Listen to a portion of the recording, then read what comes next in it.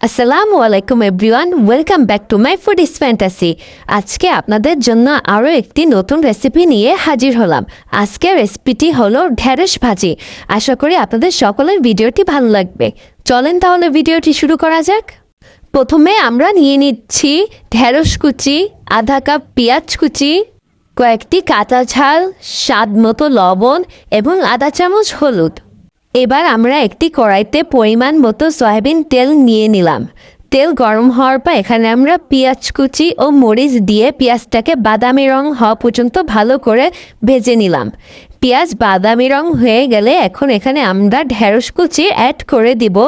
তারপর হলুদ ও লবণ দিয়ে ভাজিকে ভালো মতো মিক্সড করে নিব এবং কিছুক্ষণ নাড়াচাড়া দেওয়ার পর এটিকে আমি 5 মিনিটের জন্য ঢাকনা দিয়ে ঢেকে দিব। 5 মিনিট পর আমি ঢাকনাটি উঠিয়ে নিলাম।